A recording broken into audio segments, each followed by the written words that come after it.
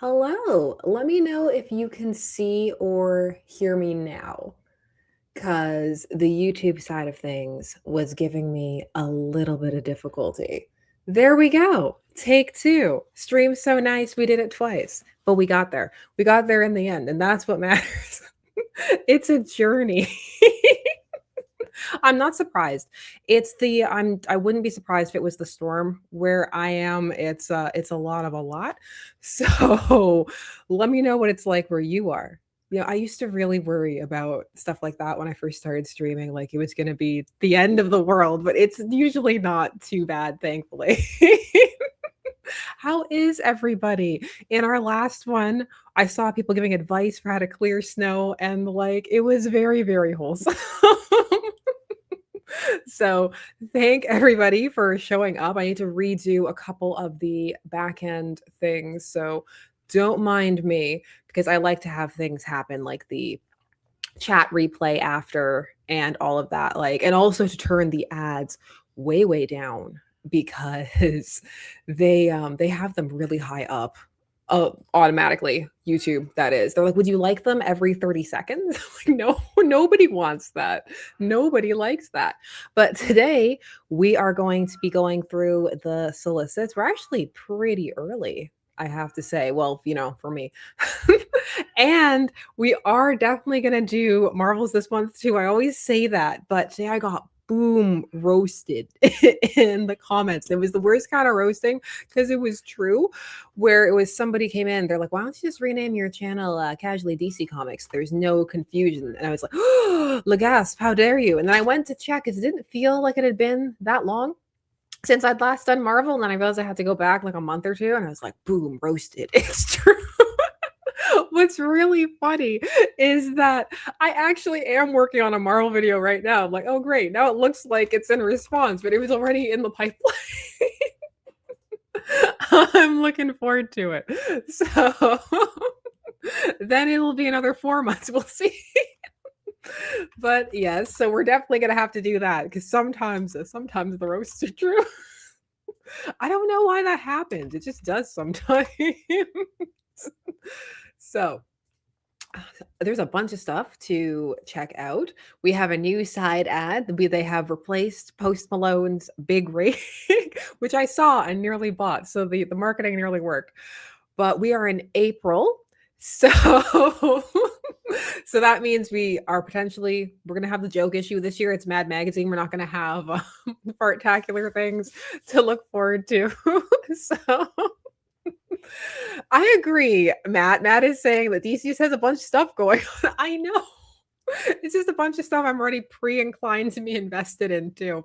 Because Marvel also has stuff going on, as we will see when we do the solicits. But I do have to re-earn the everything. Where is it? I got something that is not either of the big two related. Do I want to go get it right now? Yes, but I will put the screen up so you have something to look at. I need to share it again, right?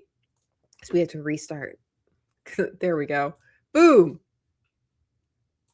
Aha. You can look at the side of the Nectar, which I did pull up because I'm interested in Nectar, but I have something else. Hold on one sec.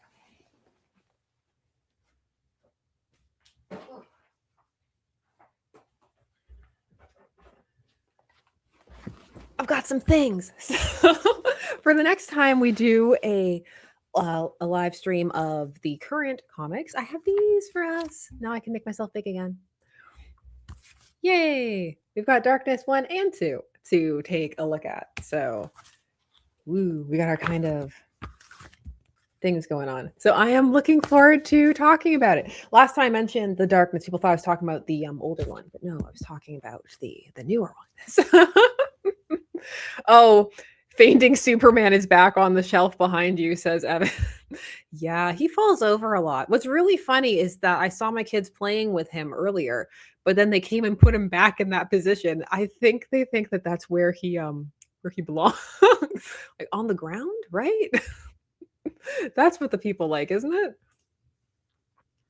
All my things in place. Yes, yes, yes. Okay. Now we can begin. Boom, boom, boom, boom, boom. So we already did a couple of these because we talked about the next level things and they put those first. My mic is still giving me difficulty. It's still in a strange position like it was before. There we go. No.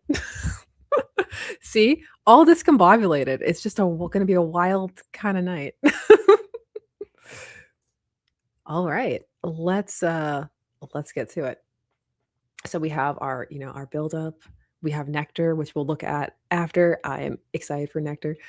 Evil butterflies, let's go. So first up, they're starting off with Zatanna. And yes, the darkness, for people who are asking in the chat, reminding me, remember, we have the technology to show it on the side. Yeah. Look at us. Go us. We have all the things. So we're starting off with Zatanna. And then we have her variants here. So this is Zatanna #1, written by Jamal Campbell, art and cover by Jamal Campbell. And I am looking forward to this. I liked the miniseries from before, so I'm glad that it's going to get a chance to kind of continue on with more Zatanna. It's just the year of Zatanna, apparently. Continue on from the last. It's going to roll on over. The light era of Zatanna. We go through peaks and valleys. So there we go. Do you like seeing it on the side? I like seeing it on the side. I think it's nice too for people who are just watching it after, because I know not everybody loves to pull up the YouTube chat. Anyway, Zatanna embarks on her greatest tour yet. As the newest and first Prime Magus in millennia, it is now Zatanna's sworn responsibility to oversee and guide the world of magic. All eyes are on her. How will she accomplish this grand task? How will she shoulder this heaviest of responsibilities? How will she confront the horrors waiting in forgotten histories? With a wink, a flourish, and a whole lot of magic. I really want to emphasize the last magic. Like magic, like how they said in that one Teen Titans Go episode.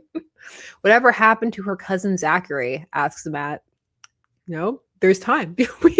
we can bring it up. Then we have Firestorm, the nuclear man. They didn't actually call it that. I'm a bit sad, but they do call him the nuclear man, so worth it. So this is The Fury of Firestorm, #1, written by Jeff Lemire, art and cover by Rafael de la Torre. The community of Bedford, Colorado is a sleepy small town. The people say hello to their neighbors, attend town hall meetings, and root for the local high school football team on Friday nights. But this idyllic small town is thrown upside down when the nuclear man arrives and starts experimenting. Firestorm has turned buildings to sand and people to glass with no remorse and no warning. But what exactly provoked Ronnie Raymond to commit this heinous act? And can anyone contain the fury that is Firestorm? So we already did those in a prior stream. So we're going to keep on keeping on to Batwoman #2. Because now we're rolling into the next level stuff. I've always liked just the color scheme. It's just a nice contrast for her. And they do give her nice covers pretty much all the time. Batwoman #2, written by Greg Rucka, art and cover by Danny. Batwoman engages the enemy, drawing Master Slay and his acolytes onto the field. But can her father, Jacob Cain, reach her before the streets of Petalon become a kill zone? I had to take a moment with Master Slay in my mind. I've been online too much to not hear all of the slay whenever I see the word slay come up. So it was in my mind. Master Slay. I kind of hope so, I'm glad I'm not the only one who thought that. Master Slay makeup tutorial. Depends what the look is. I know I've been doing, they're not even tutorials. That's the thing. People keep calling them tutorials in the shorts where I just kind of like recreate some of the lipsticks that some of the characters wear. It's totally just for fun. I have a lot of colored lipsticks and I just like playing with them, but they're not tutorials. I have to tell you what to do. It's not a tutorial if you just show it. This is Deathstroke and his back. Deathstroke #2. Deathstroke the Terminator #2. Gotta put respect on the name. Written by Tony Fleece, uncovered by Carmine Di Giandomenico. Someone's taken everything from Deathstroke, and hell hath no fury like an assassin scorned. He's on the road to find a mysterious client, but it won't be easy. He's lost his money, his resources, his family, and his best friend and moral compass. What happens when the world's most terrifying assassin has nothing left to lose? He crosses over to the absolute universe, because that was veering very close to without a thing, without a did. We were getting close to it. Then we have Lobo. Lobo with his sassy covers. Lobo number 2, written by Scotty Young, art and cover by Jorge Corona. Space Tober 2X 2026, Space PR Wire, and a move many are calling prescient, and a VC thirst trap. A content industry leader has acquired a series of bounty hunting businesses and exclusive rights to their contractors, likenesses, voices, and victims, while retaining full indemnity for any crimes committed thereby. Lobo will be the jewel in the company's crown, with the world-famous multi-hyphenate main man set to star in a seasoned reality series documenting his exploits. Infinite series. Fans can look forward to Lobo's interactions with Detective Comics' rich portfolio of characters and franchises such as Batman, Superman, and Wonder Woman. We should go on and more. Batman, Superman, Wonder Woman, and more. It was right there. We were primed for it. We were ready. This one I saw got a separate write-up. Some people posted it to me. They're like, did you see? I like to think it's because we have this cover, and maybe some people are, she hasn't posted the shipping question for Batman yet. They're hoping this will prompt me to make these the 2 choices. So here we have Batman / Wonder Woman, Truth, number 1, written by Jeff Loeb, art covered by Jim Chung. Batman and Wonder Woman team up for a classic caper brought to you by, okay, we're hyping. The lasso of truth has been stolen, and the Cape Crusader and Amazon Princess race to ensure a safe return before it falls into the wrong hands. You won't want to miss the aftermath of Batman Hush. You forgot the 2. Hush 2, featuring the devious duo foolish enough to steal from Wonder Woman, the Joker, and Harley Quinn. No, the timing of everything that happened with Hush has been so off.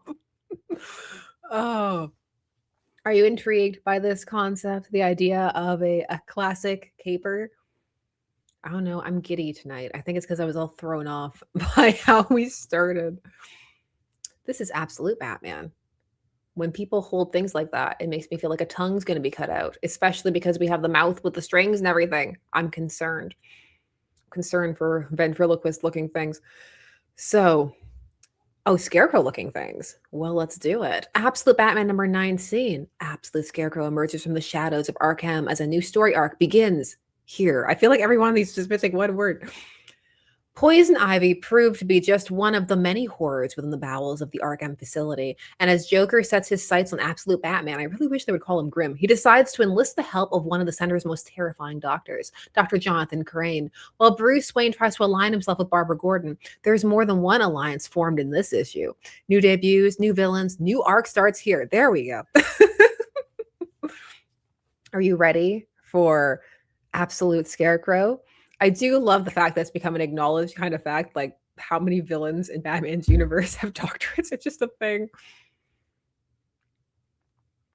This is Absolute Superman.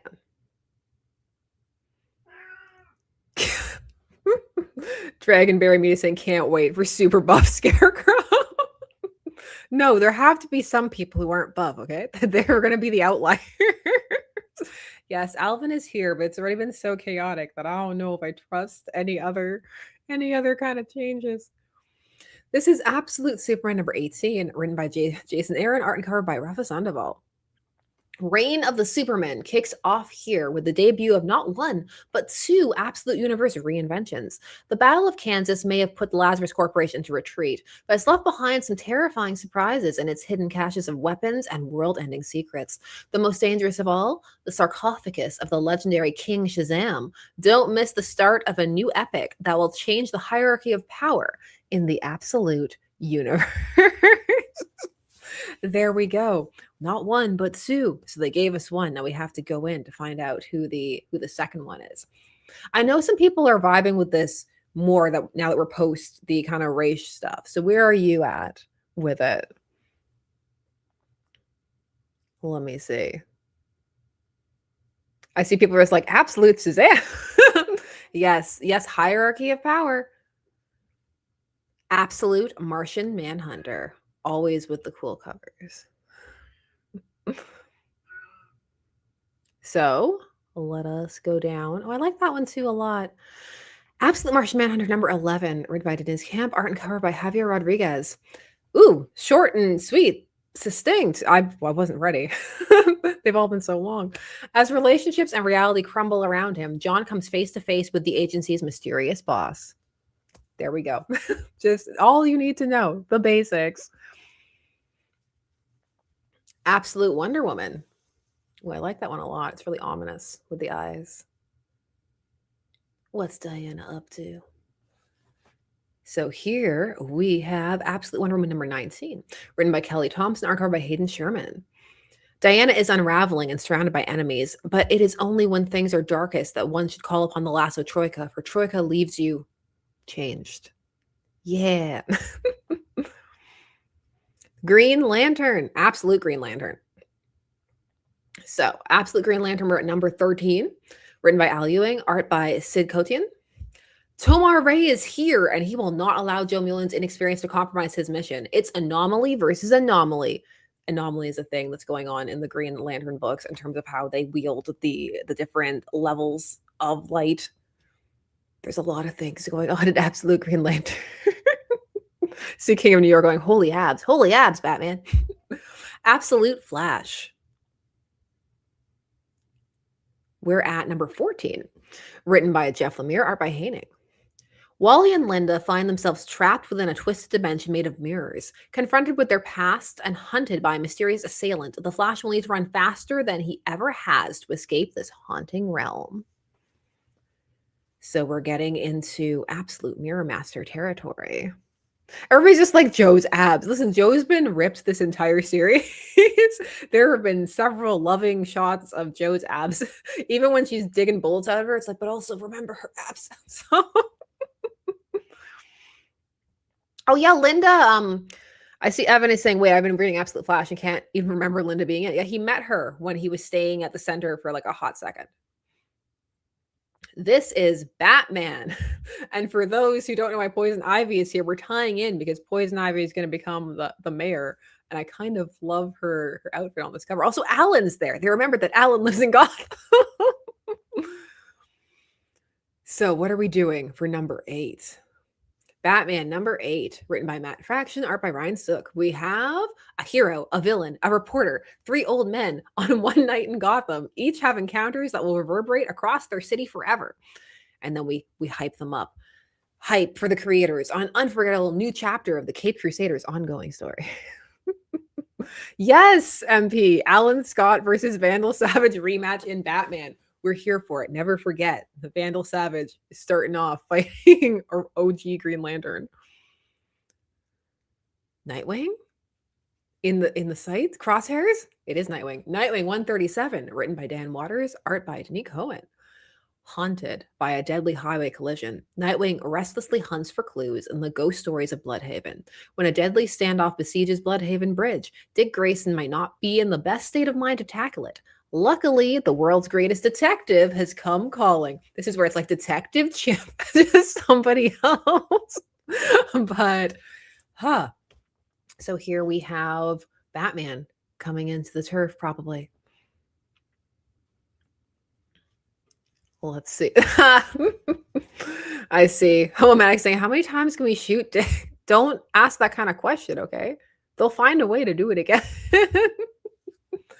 Catwoman. So here we have, where are we at? Ooh, I really like that one. The montage cover is really nice. The animal heads look really ominous on this one. I'm going to take a risk and click on it. Worth it. I really like how the animal heads look on that. Catwoman number 86, written by Torrin Grunbeck with art by David Gianfelice. He's big, he's bad, and he's madder than ever before. With Selena back in Gotham, Black Mask sets his sights on Catwoman, and he's playing for keeps, but he's not alone. Who is his mysterious benefactor, and how could they possibly hate Catwoman even more than her self-proclaimed arch nemesis? Oh, what a burn. Self-proclaimed. like she doesn't call him that, but I guess he can call himself that. Batgirl, Cassandra Cain. What number are we up to with Cassandra? Ooh, I like that one. We're up to 18. Background number 18, written by Tate Bromwell with art by Takeshi Miyazawa. Batgirl's battle with the Blood of Wu explodes beyond Gotham as Cassandra, Tenji, and Jaya are thrust into a supernatural war tied to her family's past. I want to say tried. I'm like, that's not right. To save Batgirl from the curse, the trio must face ancestral horrors and a destiny darker than any of them expected. MP, thank you very much, saying, I like the things to come variants on most of the mainline books. Cool teaser posters for future issues. Yeah, they've been nice. I've been enjoying those variants. They're fun. I like when they actually have variants that tie into things like that. I mean, it's fun to get your sweater weathers and the like, but those are fun. Superman? Now we can tie into my title because Superman's not in his books at the moment. Instead, we got Superman Prime. we're gonna promote him. Superboy Prime. Yes, King of New York, prime time. Oh, that's a nice crypto one. I like that. Superman number 37, written by Joshua Williamson, art cover by Dan Mora. Superboy Prime gets a new real-life job with a new secret identity while he protects Metropolis from dangerous threats. But there is a whole DC Comics universe out there for him to explore, and the fanboy in him wants to see it all. Too bad there are heroes who don't trust him and think he should be locked up. They haven't forgotten the arms. They haven't forgotten being beaten with their own arms. Oh, I do kind of wish they'd tone down the fanboy element personally. I guess maybe I'm still attached to the OG Superboy Prime kind of portrayal when he was just a regular kind of kid. He's veering close to Deadpool edge sometimes with some of this, but I know a lot of people really like that. So Ben Chan says, I'm not ready for prime time. Mind the Gap says Superboy Prime should start a YouTube channel. I don't know. Is that passe? Maybe he needs to start a TikTok page. We need to keep up with the times. There we have Young John. We're at Superman Unlimited. Ooh, that one's cool. We're at number 12. Ooh, look at this one. Horrors Beyond Horrors. Like that one.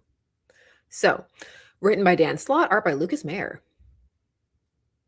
Ooh, is this the Things to Come variant? Noise. Look, steel. So, Little Superboy Lost. Tomorrow Man has a shocking surprise for Lois Lane. His name is John Kent, and he's just a little boy. The reign of the Superboys continues, and possibly the reign of a super monkey? It better be Titano, or we don't want it. I know some people are like, Steel. We have Supergirl. Mech'd up Supergirl. Ooh, that one's really nice. The Things to Come one is cool. So Supergirl number 12, written by Sophie Campbell, art and cover by Sophie Campbell. The conflict in Kandor between the Science Council and the younger Kandorians is only growing more tense. Supergirl's first run-in with the rebel leader Black Flame, yes, ends with her broken and without her powers, not that part, but Black Flame, forcing her to seek recovery with the Science Council. But despite Supergirl's warning, the Council has their own plan to stop Black Flame, a powerful clone capable of taking down anyone in their path. Enter Team Thunder. Just today, I was talking about how we needed more clones. Well, not today. The video went up yesterday. But yeah, look, clones. It's all coming up 90s things. Clones, next to me, some nanites. Here we have Action Comics. There we go. Action Comics 1097. We're written by Mark Waid, art by Skylar Patridge. The heroes of tomorrow have arrived in the past, and they need Superboy's help. But what can a young Clark Kent do that they can't? Find out as Smallville is turned upside down and the reign of the Superboys continues. World's Finest, I believe. Yes, indeed. World's Finest. Or are we Justice League Unlimited? Which one are we at? Justice League. We'll get to World's Finest because that's an issue 50, so we'd have way more covers. This is Justice League Unlimited number 18, written by Mark Waid, art by Clayton Henry. Unlimited? Definitely. United? Hardly. The strongest voices in the Justice League have begun granting amnesty and membership to supervillains, and mutiny is brewing. Plus, Guy Gardner leads a mission that will have startling consequences for the entire galaxy. People just complaining. They're like, not my villains. Let's see. Yes, Yes, Alvin is around. Perhaps when we're done reading the main stuff. Oh, this is the Justice League one by Nicole Maines. This is Justice League Intergalactic Special #1, written by Jadzia Axelrod and Nicole Maines. Art and cover by Travis Moore.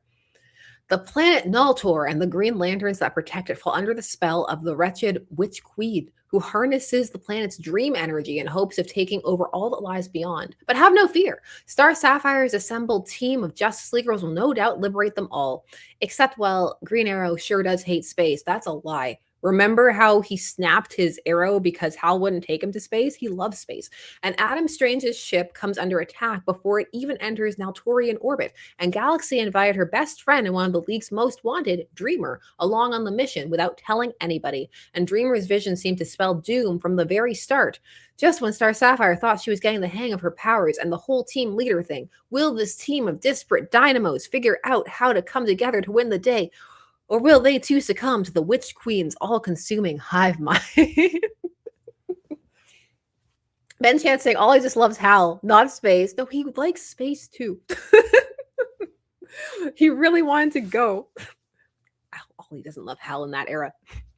I will never back down from the hard-traveling heroes, whatever they had going on there. All right. Ooh, I really like this cover a lot.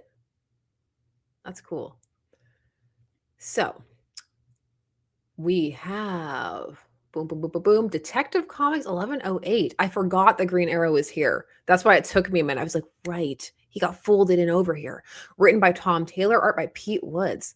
Batman, Green Arrow, and Black Canary continue their investigation into the secretive family at the center of a strange conspiracy. But the deeper they dig, the larger the conspiracy becomes, and they soon realize its implications may be tied to their own shared history. Bring up the love triangle.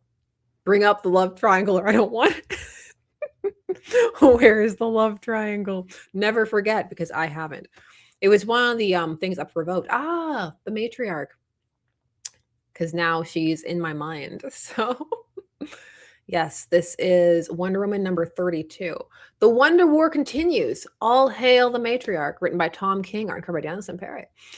After a disastrous attempt at stopping the Matriarch, she has risen more powerful than ever. Now it's up to Trinity, who finds herself alone as her allies fall one by one, to stop her childhood companion. Can the daughter of Wonder Woman finally live up to the name and all the pressures that come with it?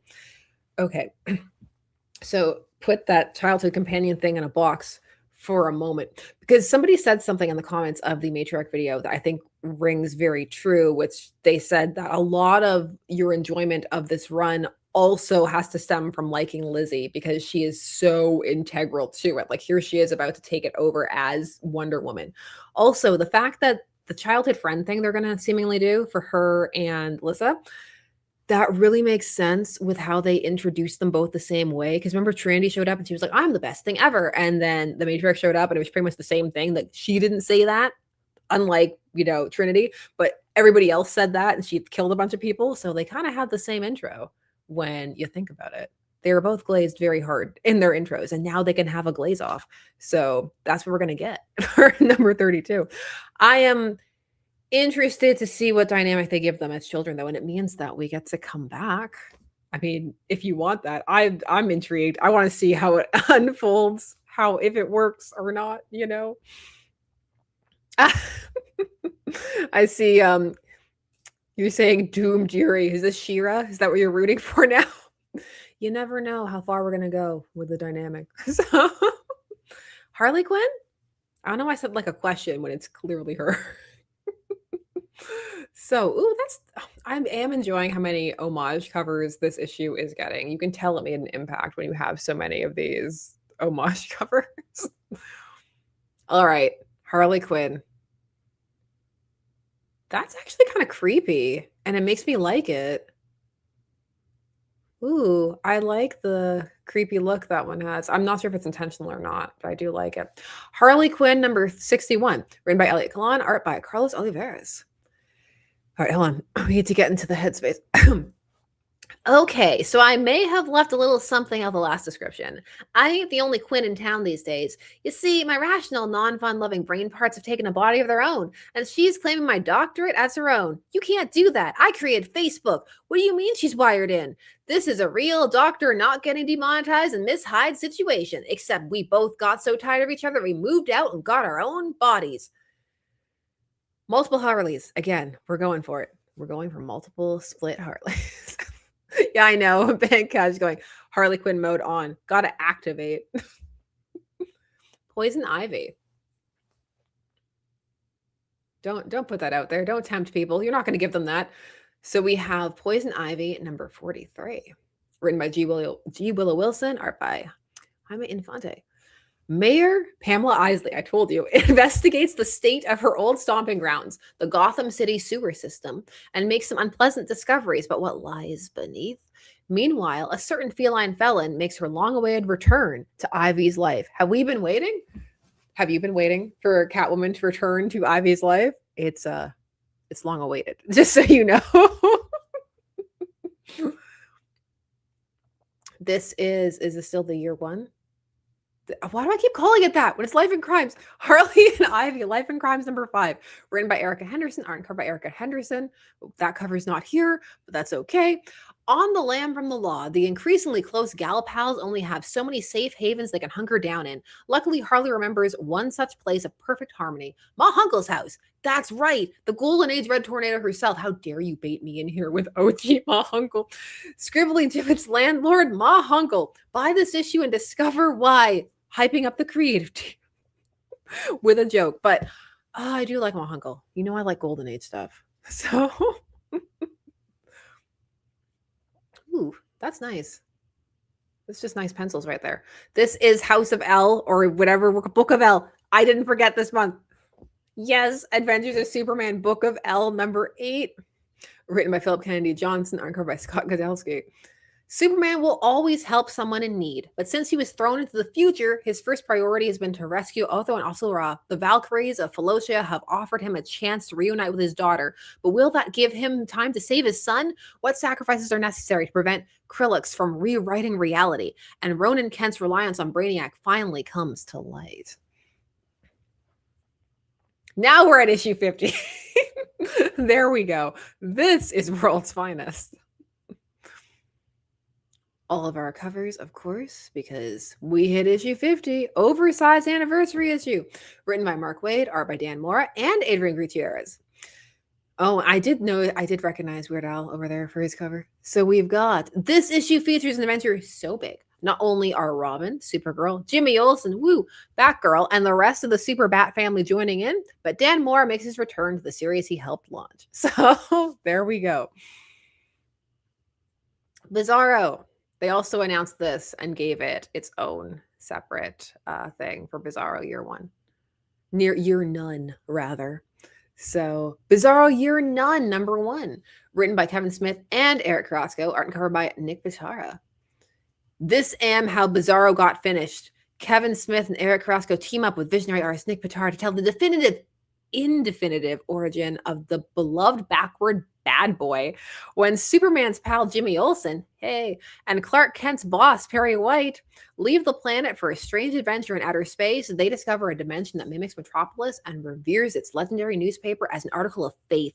But is the being behind it all a Superman fan, a creature of chaos, or is he no one at all? Don't be a square. Bye, Bizarro, you're not. I mean, I think my natural state is square, so I don't know. But I will be here to check this out. As I mentioned when we talked about this last time, I do like that they're bringing those side characters in specifically because they have a history with the Bizarro characters. There used to be a lot of Bizarro stories. Edward, how do we think this era of character families is going to end up aging? Are we going to swing the other way to paring down supporting casts? I don't think we've swung up enough to swing back. We really don't utilize them all that often, I don't feel like. Nowhere near to the extent that they used to be utilized. I think they need to wear out their welcome a bit more before we swing back to parsing them down. I mean, let's give Dr. Zeller some more time, please. I think that was one of my most fun recording sessions. Give me some more civilian time with some of these characters. I'm not ready for them to go yet. What do all of you think, though? Green Lantern. Kyle's glasses. Almost got his aviators back right there. All right. So we are, what issue are we at? Green Lantern number 34, written by Jeremy Adams, art by Iguara. Kyle Rayner is back in LA, and he's not alone. The precog thief known only as Odyssey, the Time Bandit. I like how they say it only, and then she has a whole title. As Odyssey, the Time Bandit is along for the ride. But is Odyssey really bad to the bone? Or does she hold a devastating secret that only Kyle Rayner can help her with? Kyle traverses a job, a mentorship, murderous aliens by the dozen, and a wrestling federation. No. Please don't tell us Jeremy is bringing back Omega Bam Man back. Guest starring The Flash, if you're into that sort of thing. I am into that sort of thing. Is it Wally? Wally and Kyle riding together again? So now we have the core. I feel like this split is too far. Does that make any sense? I feel like they should be split directly down the nose. I like it, but I feel like they're too far apart. Rage. I like that one. Green Lantern Corps, number 15, written by Morgan Hampton, art and cover by Fernando Pescerin and Eau Claire Albert. Possessed by the emotional entity of fear, Parallax, John Stewart, is forced to face all his fears in order to regain control of his body. But did he murder a whole bunch of people? Because if so, it doesn't count. In the next galaxy over, Guy Gardner and his group of lanterns search for Proselyte, the entity of compassion outside of their jurisdiction, risking war among the stars. So, then we have, is this The Flash? Yes, it is. I almost said Court because I saw all the kids. I was like, Court crossing over with The Flash. No, just regular Flash things. Do we get a things to come for The Flash? The Flash, number 32, written by Ryan North, art and cover by Gavin Guidry. We have, okay, so maybe Flash's world has gone crazy.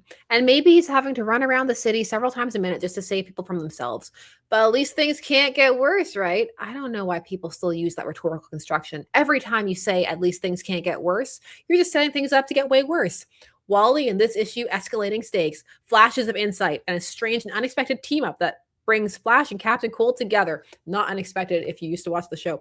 With the fate of Central City hanging in the balance. Told you things could get worse. Sheesh, Wally. Come on. Aquaman and his obligatory mirror covers.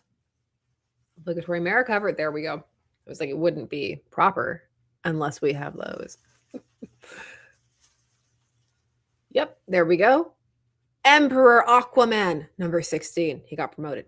Written by Jeremy Adams, art and cover by John Sims. The lighthouse is lit. The internet's ruined me for some of these words. And Emperor Aquaman begins to send emissaries to the far ends of the universe to establish his kingdom in the far reaches of space. But when Jackson Hyde doesn't check in, Aquaman and the Emperor's guard, the Shiver, must embark on a rescue mission that turns friends into foes, a mission that won't be as simple as Aquaman had hoped. JSA. Year 1, which is actually issue 18. JSA number 18, written by Jeff Lemire, art by Gavin Guidry. Year 1 comes to an end, tier, as the greatest heroes of the Golden Age assemble to face down this devious threat plaguing Gotham City and all of America. Can't hear assemble without imagining the Avengers at the same time. Titans. Looks like Titans. Tightening. New Titans, number 34, written by Tate Bromble, art by Sammy Barcy. Everything is not as it seems. As Titan's tower begins to fall apart at the seams, Nightwing's team is visited by heroes claiming to be the new Titans. What's real? What's an illusion? Will the Titans ever escape the loop? And what's behind all this pandemonium? Swamp Thing, the release. Decades later, we're doing it. All right, Swamp Thing releasing from Black Label. Suggested for mature readers. Swamp Thing 1989, number 1, written by Rick White. And then we have art by Michael Zulli and Vince Locke. And he did do some interviews that I read where he's like, I didn't change anything. So let's see. Over 3 decades since the controversy and cancellation, Ritz Fight's legendary lost issues are completed. After a renowned 2-year run in the series, its grand finale to Swamp Thing was cut short, never to see print. Whispers and leaks hinted at the epic untold saga for years. Now, for the first time, that final story is told. As Swamp Thing is cast back through time, he will come to meet a carpenter who will change the trajectory of his life and the DC universe forever. The origins of Etrigan and Swamp Thing's journey at the beginning of time starts here. Yes, this is the one where Swamp Thing meets Jesus. So, yes, the Jesus issues. So, if you've been waiting, and if you knew about the cancellation or not, that's what we're dealing with. That it's here, Black Label. This is what Black Label is. This is what Black Label is for. So, we're at the Vertigo stuff. I see this time they oriented it so the Vertigo things are at the bottom. So, or close to, because we're only about halfway through. This is got a lot of solicits for April. So, this one is we at number 3. Ooh, I like that cover a lot. End of Life number 3, written by Cal Starks, art by Steve Pugh. It's not a swear word, so I'll read it, but just like what a sentence. Like the start of the song on Thrift Shop. Eddie has a big cock problem. The chicken-headed menagerie assassin, because it's Rooster, has found his way to Pluto. Who could have given up Eddie's secret or his big cock here for another purpose? Whatever the answer is, it's obviously all Eddie's fault. Now the whole town is in danger. Can't wait to get clipped. Oh, and it gets worse. Deep within the confines of the abandoned Wrong Dog Park, Richard Smiley is working on a plan to take Eddie down and tighten his criminal grip on the town. That better be the best fight for the fact that I'm probably going to get clipped saying that. I want big cock showdown because of the fact they put that in there hoping that people would say it. So now we have look at that one. Nice. That's really cool. All right, so we are at number 3 of Bleeding Hearts, written by Denise Camp, art and cover by Stepan Morian. So Poke returns to his horde after meeting Mama and Rabbit, profoundly changed and a bit confused. Everybody's profoundly changed this month. He's experiencing things he cannot explain, things like compassion and sadness. He's tried his best to convince Mama that he means them no harm and that they should stay hidden, but for Mama, trust is something hard-earned. So how much of a risk is she willing to take, and can Poke keep the latest hunting party from descending upon their hiding spot? I am intrigued by this one. I am. So looking forward to when this one drops. So, noir vibes. For this one is The Peril of the Brutal Dark, an Ezra Cain mystery number 3, written by Chris Condon, art and cover by Jacob Phillips. Ezra Cain meets face-to-face with the brutal dark, but it ain't on his terms. His snooping around the Clockworkers Union has finally put his investigation on the shadowy sex radar. But a dash of good fortune comes Ezra's way when a reporter, Sandy Williams, gets a lead on the brutal dark's agenda. She's an old flame, though. Is working together really in the cards for these two? Are these Vertigo? Yes, these are the Vertigo ones, because Vertigo is relaunching. Nice House. This is Nice House. The Nice House by the Sea, number 9, written by James Tynion IV, art and cover by Alvaro Martinez Bueno. Betrayed by the person who knows them all best, the residents of the lake house must come to terms with the fact that their world might literally be coming to an end, and that the only one who can get them out of this is the one who got them into it in the first place, Walter. It's a shame they shot him in the head then. So who's keeping up with all of this? I use this one because this is just a gorgeous cover. I love this cover. This is for the true crime girlies. Never forget. Ooh, look at that. That's just a great dress. What can I say? I'm a fashion girly on the inside. That's a nice dress. So we are at Sirens Love Hurts number 3, written by Tini Howard, art and cover by Babs Tarr.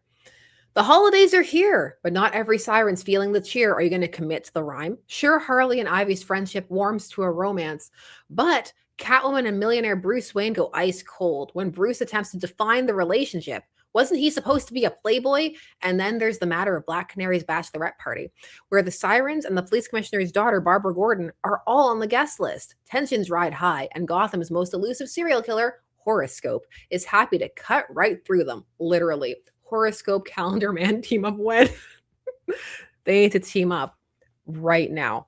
So... Static and Batman Beyond.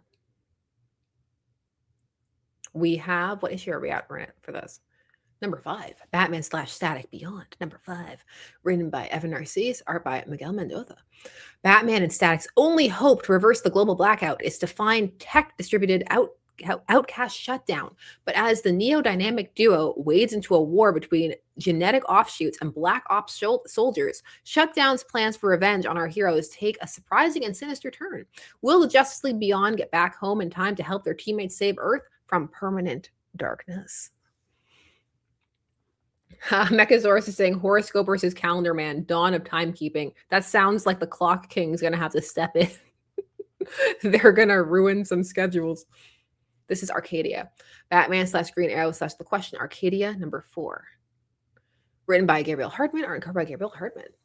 Under siege in a blizzard, Batman, Green Arrow, The Question, and the refugees of Arcadia must go to war with a mercenary army commanded by a desperate petty billionaire. Our heroes will emerge forever changed if they survive. Forever changed the month of April. I agree, King of New York. Arcadia is pretty cool. This is their special. This is the Mad magazine. So, oh look, we still got a fart joke in there. Wouldn't be April without it. This will be their yearly thing now. See, they haven't forgotten because nope, it's not going to get as much talk as the Fartacular though. Mad about DC? Look, it's no Fartacular. But then again, what is? Nothing, for we are free. So, written by the usual gang of comic book creators who need the extra money. Cover by Dan, mad about gluten labeling because it should actually be clear, or else what's the point? Panosian. Okay, so Chip Zdarsky is a funny guy. Remember when he made that whole April Fool's gag comic, The Rub and Smell Farts? Oh, wait, that was me, DC Comics EIC Marie Javins. Chip was the one saying, I'd turn back if I were you, but he couldn't stop me. Editors are a self-destructive lot, which is why this year I said, I give up, you do it. Chip, you are so much funnier and prettier and also better with cats than I am. And look, he went and did it. Chip demoted himself to editor. Chip is turning the DC universe on its ear and bringing you savage mockery of all we hold dear. Commit to the rhyme. And he is assisted in this brutal task by Matt Fraction, Gail Simone, Scotty Young, and many, many more. Next year, back to farts. Includes mad favorite Sergio Aragones with a mad look at comic book stories, Guy vs. Spy by Jim Zub and Ramon Perez, and a DC fold-in by Charles Sewell and Ryan Brown, plus a slew of mad-style parodies of all DC comics you hold dear, and some you've always hated anyway. Mad About DC number 1 will fulfill your every comic book dream, or at least 3 or 4 of them. So there we go. Are you down for this? Is this more up your alley for April Fool's Fair? Is this what you are expecting? It reminds me a lot of those Marvel What The that they used to do. And some of those, some of those were pretty fun. The Dark Knight Returns number 3, Facsimile edition. I got really excited for Carrie Kelly when I was like, what? Ooh, well, everybody needs this facsimile. We've done an episode on this one. This is Superman's pal Jimmy Olsen 115 getting a facsimile edition. So, yay. Oh, and this one too. We've done a video on this one as well. This is a great issue. This one, this is so fun. This is World's Finest, number 195. So, this is Detective Comics number 577. I don't have as much of an emotional connection to it, but we're getting some, good facsimile releases, I have to say. Year 2 is a ride. So... The Man of Steel number 1, facsimile edition. Oh, well, this one is also fun. This is Action Comics number 454, facsimile edition. Why are they doing so many fun Silver Age facsimiles? What's happening? What is happening? I've stepped into a parallel universe or something. I'm scared. Supergirl, The World. Oh, so we have, this is one of those from around the world ones that they've been doing. Fun. So Supergirl, the last daughter of Krypton, has found her adoptive world daunting at times, struggling to find her place in it. So what better way to learn about her new world than travel the globe and discover its many wonders and save some lives in the process, of course. Behold the Maiden of Might, witness the wonder of Earth as 15 countries tell tales that highlight what makes Supergirl one of the most inspiring and powerful superheroes of all. I really like these. It's really cool to see the different cultural conceptions and takes on these characters. If you're interested in things like that, I'd say these are definitely worth it. So we have Orion. Yes, by Ngozi Ukazu. The festivals on New Genesis are merry, and the gods who fill its skies are lovers. But Prince Orion, adopted son of the High Father, is none of these things. A brooding, battle-hungry warrior, Orion wonders how he was ever chosen to become an intergalactic prince, secretly in fear that he does not belong on the planet he calls home. And then Orion's darkest nightmares are confirmed when the High Father himself brings Orion's true parentage to light. Not only is Orion from Apocalypse, adopted as part of a cosmic pact, but he is the spawn of the tyrant Darkseid. How can Orion face his loved ones as a beast from Apocalypse? How can he live with himself when a tar black evil runs through his veins? And when Darkseid threatens to destroy all of New Genesis, Orion will have to answer the ultimate question. Could he ever be a hero? Or was he born to become a monster? Okay, so I actually like these. I do like these, and this is a struggle with Orion that they do sometimes. They have played with this before. I think it's interesting. This is going to be like the kind of like kid accessible version of it. So these are the YA ones. This is the sequel to the Barda one.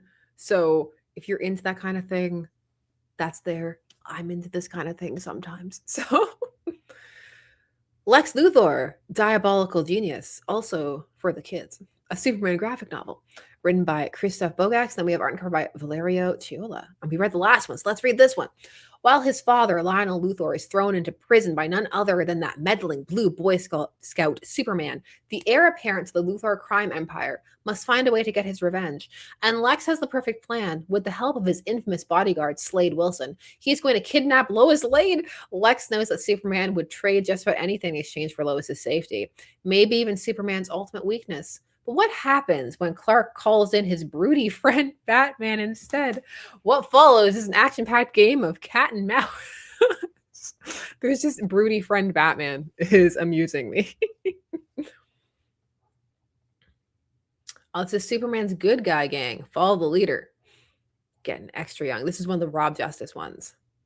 Now that Superman, Hawkgirl, and Green Lantern have formed their super flashy club, Superman naturally declares himself the leader of the gang. Wait a minute, who does this kid think he is? Every child, grown-up grandparent, and runaway grizzly knows that Green Lantern should be in charge. Excuse me, is that so? Please. Hawkgirl is the oldest and wisest of the three, so she should be the club president. What's this? There's a new superpowered kid in town who calls himself Mr. Terrific and claims he's even more powerful than the other three? Well, it looks like the only way to choose a leader is to have a superhero competition. 4 superpowered kids go toe-to-toe in this hilarious and heartfelt sequel to Superman's Good Guy Gang. These are cute. What can I say? My daughter is getting more and more into comics, so I'm keeping more and more of an eye to like these kind of things. So some of them are super cute. We have Absolute Flash Volume 2. We're into trades, I believe. Or have we hit the trade point? Sometimes they give you a few and then they throw you right back in. So Absolute Green Lantern Volume 2. Batman Volume 1. We're calling it Daylight. I'll definitely be picking that up. I've been enjoying this run. Action Comics Volume 1. Boy of Steel. They're hammering it home that he is Superboy once more. Wonder Woman, wandering around like Lone Wolf and Cub with Lizzie on her back. Volume 4, The Island of Mice and Men. So if you wanted edgified mouse man, this is the volume for you. So this is the Arcadia book, all of it collected together. We have the Justice League Cheetah and Cheshire Rob the Watchtower. A Tale of the Batman, Gotham by Gaslight, Absolute Edition. I feel like we need to figure out the ordering of that now that we have the Absolute Universe. For people who are new, they're going to be like, Absolute Edition. Compact books? What do we have in the compact books? Why do you just have that there? But with no covers? Blah. It's fine. Oh, it's a box set. Gotcha. Ooh, a box set. That'll probably do well. This is DC versus Vampires, World War V, Volume 1. Then we have Red Sun, compacting. Under the Red Hood, compacting. We have Gotham Central compacting. Ooh, awesome. I like Gotham Central a lot. The compacts are just, it's fire, the ones that they're putting out there. I just dated myself so much and I don't mind. But they have been really putting some cool stuff in the compacts. Nice. Oh my gosh. Hold up. Peter David Supergirl continuing more in the DC Finest edition. That's Comet. We got Comet on, oh my gosh, Comet on the cover of the DC Finest. I was not prepared. Oh, we never finished off talking about that version of Comet because it's kind of complicated. But ooh, the origin of Robin. We got Silver Age DC Finest things here. Very, very fun. So the finest have been great. I've really been enjoying all of the collected things that they've been doing because you have all the compact stuff that's super accessible for newer people, and then you have these finest that are casting back to some of the older things that, like, for me is really exciting. So I don't know, I think it's a really fun time. It's fun. Oh, team ups. Which team ups are you getting? Oh, Bob Haney team ups. They're gonna be wild and just what else though? Oh, which Brave and the Bold are you getting? 106 to 130. Not bad. Ooh, and Super Team Family, 1 to 7. That's a pretty cool kind of combination. Yes, I didn't even say that was Sergeant Rock up there. Yes, you're getting Sergeant Rock. Ooh, deluxe edition for Batman Superman. Then we have the New 52 Omnibus Batman Volume 2. Legends Omnibus. Ooh, fun. I like Legends. Camelot 3000. Collected. Dark Crisis Omnibus. It's so soon. And then we have, is this a 2026 edition? The Bronze Age Justice League. Yeah, 2026 edition. Milestone Compendium 5. We're up to 5 on the compendiums for Milestone. Supergirl, the New 52 Omnibus, Volume 2. Supergirl Silver Age Omnibus, Volume 1, 2026 edition. Superman Adventures Compendium, Volume 2, fun.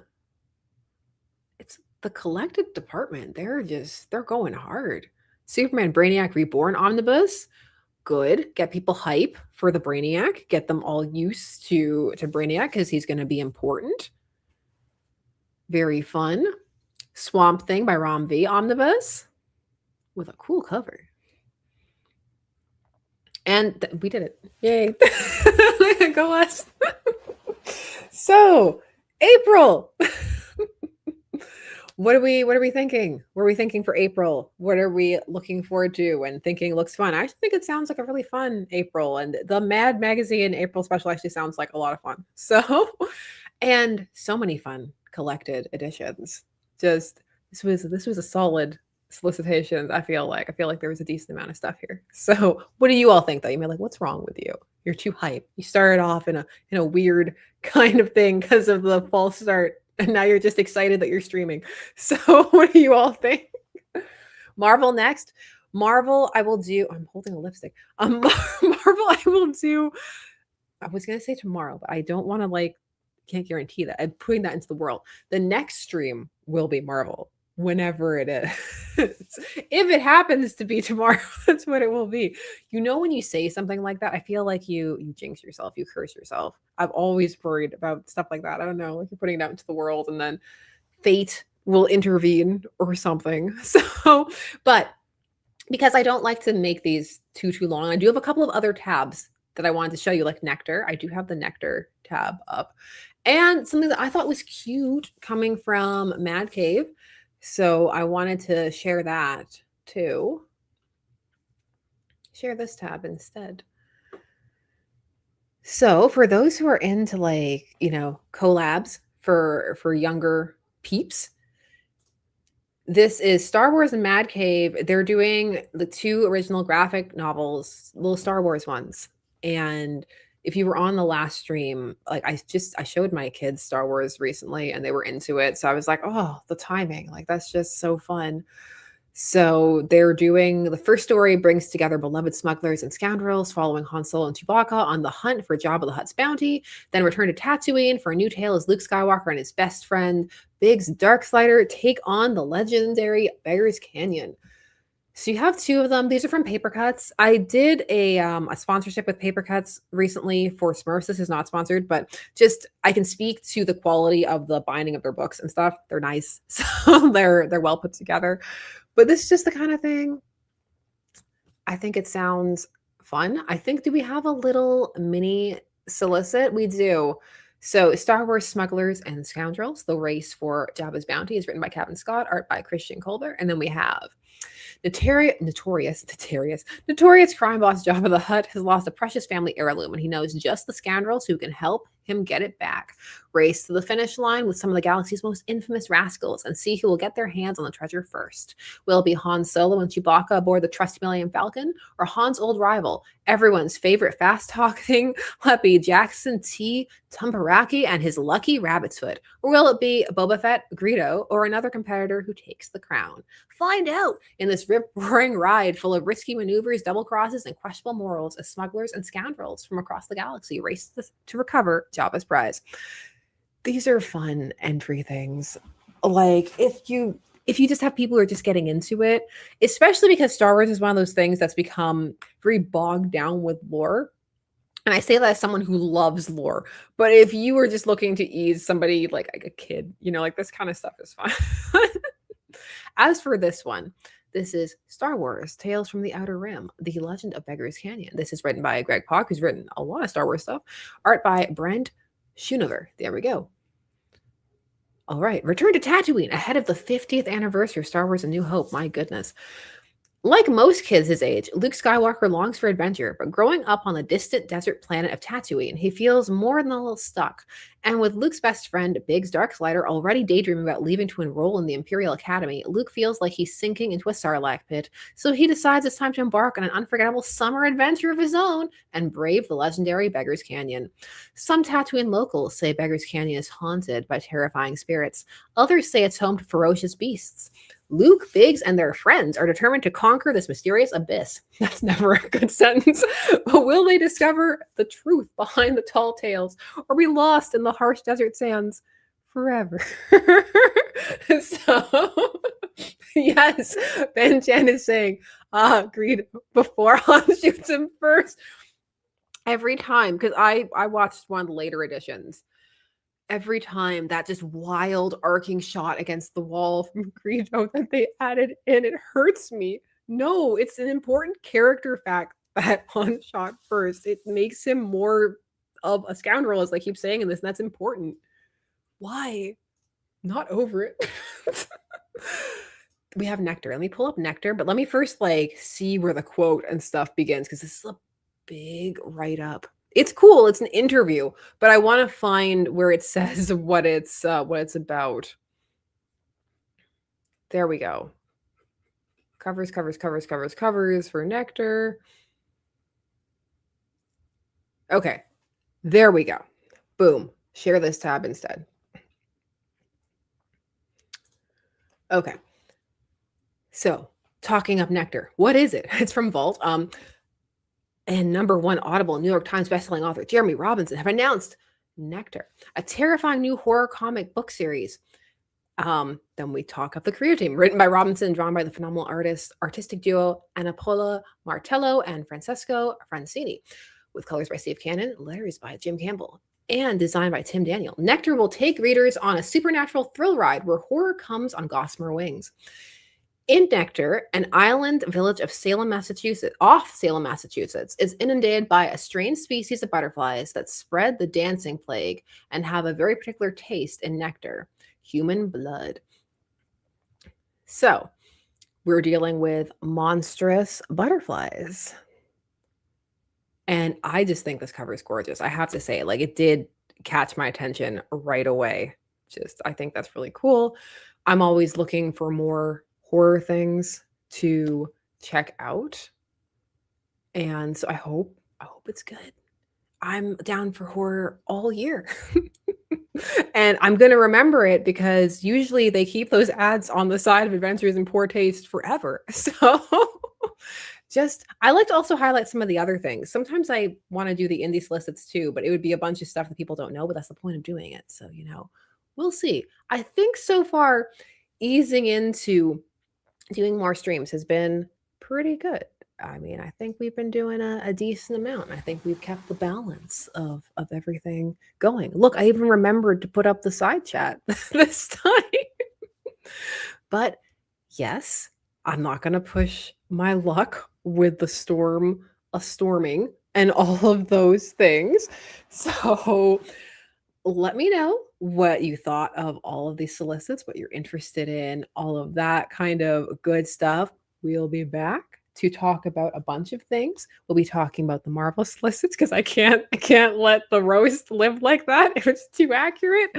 We'll be talking about darkness things very soon. Ooh, I also just picked this up and I wanted to show it to you anyway, just because, yay, comics.